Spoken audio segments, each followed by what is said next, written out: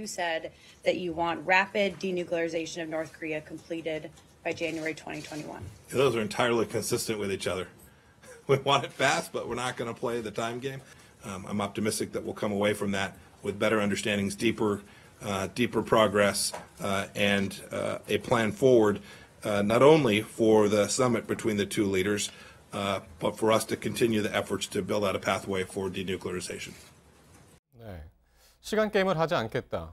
한번 최근에 들어본 말입니다. 트럼프 대통령 역시 시간 싸움 하지 않겠다 그런 얘기를 했었는데 이게 어떤 의미로 받아들여야 되는 겁니까? 일단 저 말이 나온 이유가 뭐냐면 지금 트럼프 대통령은 그렇게 얘기를 했는데 네. 기자가 물어보기를 폼페이오 당신은 2020년 1월 초 트럼프 대통령 임기까지 맞춰서 이 비핵화를 하겠다고 하지 않았느냐. 그러니까 네. 대통령의 얘기랑 좀 배치되는 게 아니냐라고 했더니 폼페이오 장관이 이렇게 해명이라고 해야 될까 이렇게 얘기를 한 겁니다.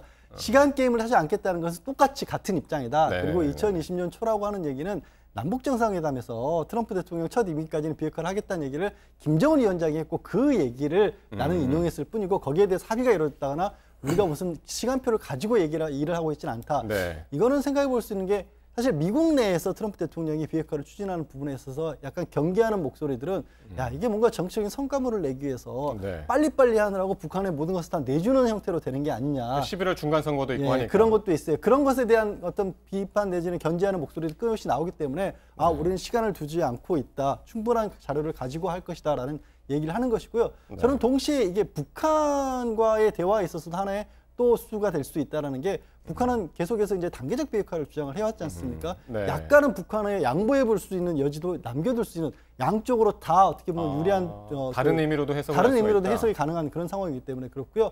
폼페이오 장관은 이 얘기 이후에 그러면서 미국 내 여론을 여전히 경계하는 듯이 지금 북한에 대한 대북 제재만큼은 유엔에서도 그렇고 아주 단일한 목소리를 내서 가고 있기 때문에 그러니까 북한 내부에서 미국 내부에서 경계하는 것 같은 어떤 북한에 대한 일방적인 양보 이런 것들은 절대 없을 것이다 그런 얘기를 강조했습니다. 잠깐 좀 첨언을 하면 북한은 지금까지 단계적 동보적 조치를 주장을 해왔습니다. 반면에 미국은 일괄 타결을 주장을 해왔죠. 완전히 그 접근법이 달랐다라는 겁니다. 그런데 시간에 구애되지 않겠다고 트럼프나 폼페이오가 동시에 이야기하고 있다는 것은 일괄 타결이 현실적으로 불가능하다라고 하는 미국 행정부의 판단이 섰다라는 이야기고 북한의 어떤 단계적 접근법에 대해서 일정하게 수용하겠다는 뜻을 내비친 것으로 해석을 하는 게 맞아요.